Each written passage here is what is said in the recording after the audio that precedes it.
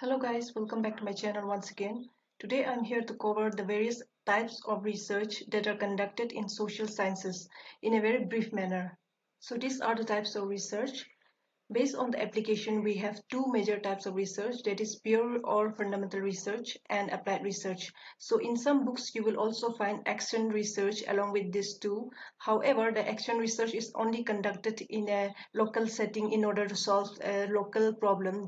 Therefore, we will not consider it as a major research. Next is based on the mode of inquiry, we have three major types of research, that is quantitative research, qualitative research, and mixed method research.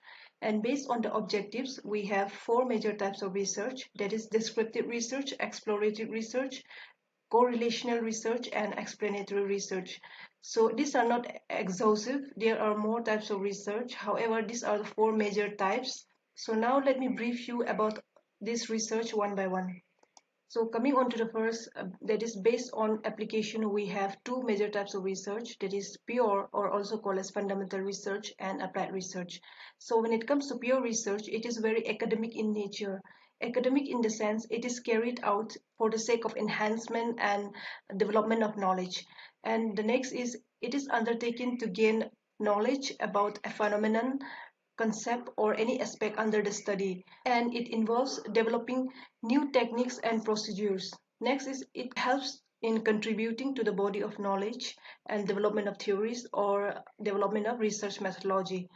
And the findings of pure or fundamental research may or may not contribute for the application in future. So in a nutshell, you can understand that fundamental research is conducted for the sake of development and enhancement of knowledge, and the findings of this pure research may or may not solve or help in solving the existing problem that arises in the society.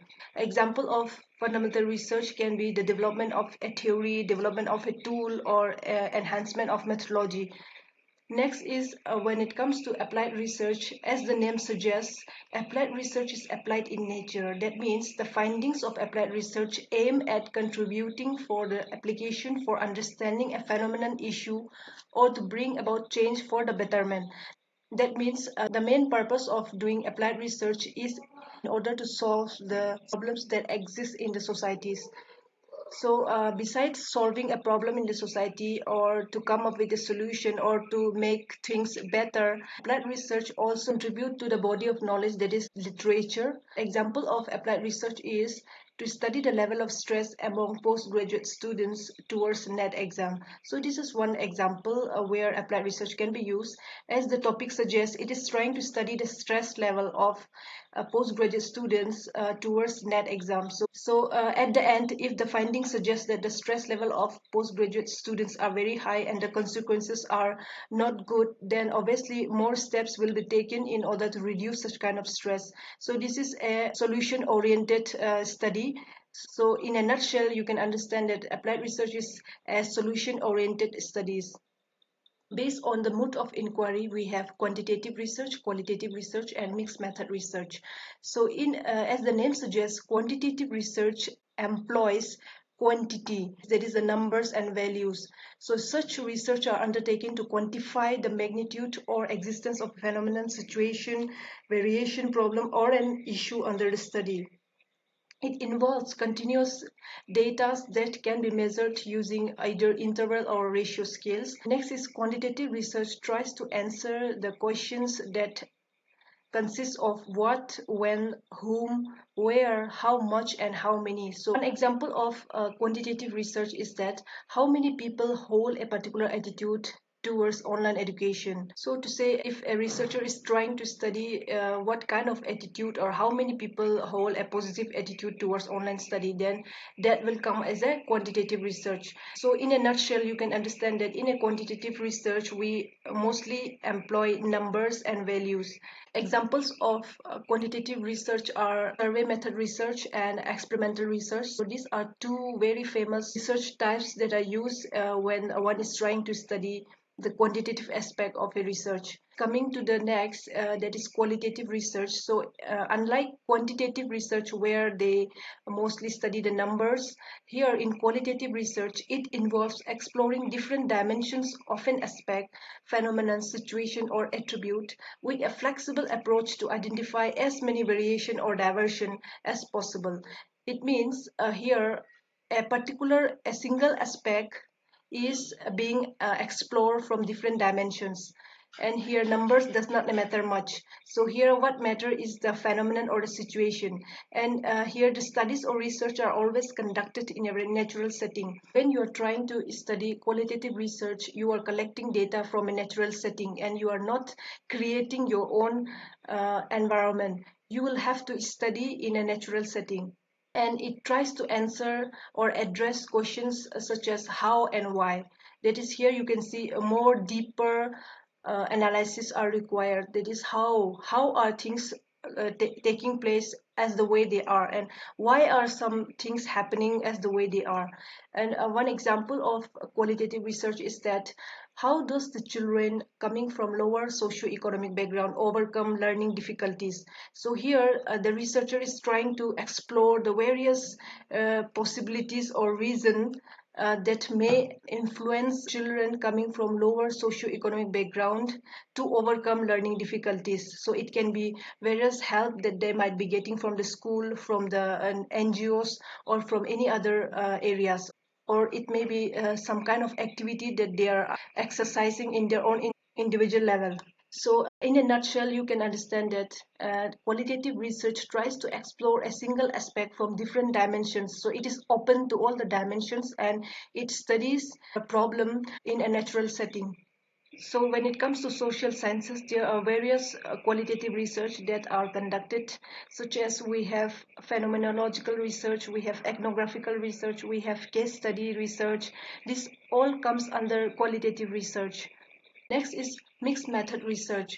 So we have now seen that we have quantitative research that employs numbers and values, and in qualitative research that tries to study the hidden and a more deeper understanding of a phenomenon or problem. But there are various problems that may not be solved when you are using qualitative research alone or quantitative research alone.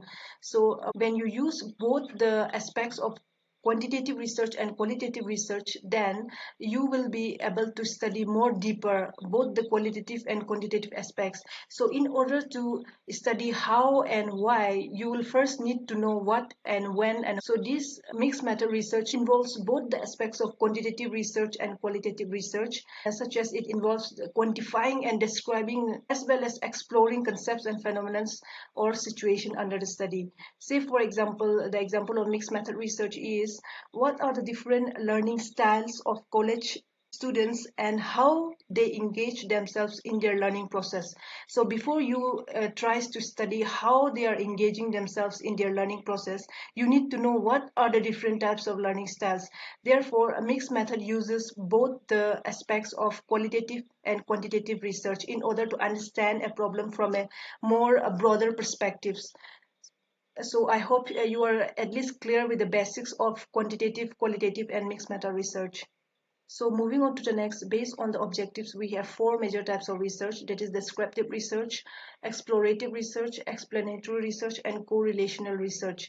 So descriptive research is, the major purpose of doing descriptive research is to describe and interpret a situation, phenomenon, issue, or problem under the study, and to provide information about that particular aspect under the question. And it involves studying the present situation. So when you use a descriptive study, you are trying to study the present situation and not the future or the past. So, for example, the example of descriptive research is to describe the guidance services provided in a secondary school. So, it can be any secondary school or in a particular region or in a country. So this is one example of descriptive research. Here, the main objective is to describe the situation, and that situation is regarding to the present context. Coming to the next, we have correlational research. So the main purpose of doing correlational research is to establish or explore the existence of a relationship between two or more variables. So here you are trying to study the relationship between two or more variables.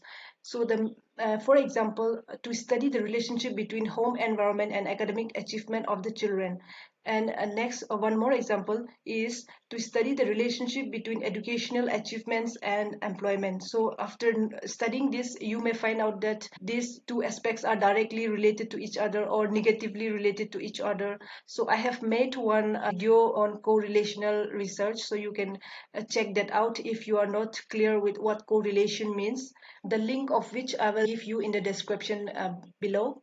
So next, coming to the next, we have explanatory research. So the main purpose of doing explanatory research is to seek explanation of observed phenomenon, problems or behavior, and tries to explain why things happen the way it is. It also attempts to clarify the why and how there exists a relationship between various aspects and variables. So here in the correlation, we have seen that it tries to figure out if there is any relationship between two or more variables and what kind of relationship are there. However, it does not address why such kind of relationship occur. So in explanatory research, it also studies the why and how of certain kinds of relationship among the variables, and it also seeks explanation of such kind of phenomenon or the problem under the study.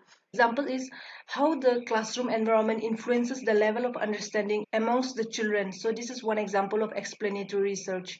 And coming to the next, we have exploratory research. So in, as the name suggests, exploratory research is mainly to explore and examine subjects where nothing or little knowledge is known. That means that is this exploratory research is carried out in a new environment where less studies are being conducted and less things are known about that particular attribute or phenomenon or problem under the study. Example of exploratory research is to study the lives of Sentinelese people. So this Sentinelese community or tribe is indigenous tribe that is found in Andaman and Nicobar Island, and they are very much protected tribe. And as of now, very little has been known about this tribe. Therefore, one can conduct exploratory research on such kind of tribe or community or any kind of phenomenon which has been less explored by others. So one more example is to explore the possibilities of conducting blended mode of evaluations in universities or colleges or even in schools. As of now in India, blended mode of education was not implemented in all the states, but due to this pandemic, we have seen that how education has moved into online education, and even the NEP 2020 has had also given directions, especially the higher education, to conduct their education in blended mode, and many universities has also come forward who have actually started implementing blended mode of education in their universities. So here, since it is very new and implemented recently, therefore studies can be conducted to explore the possibilities of conducting blended mode of evaluations in universities. So when it comes to a blended mode, we have lots of possibilities. Therefore, one can explore the possibilities of conducting a blended mode of education or evaluation. So this is all for today, and I hope that this video will help you to at least clear some basic concept about the different types of research. If so, then do let me know in the comment section below. So thank you guys for watching, and see you all in my next video. Until then, take care and stay safe.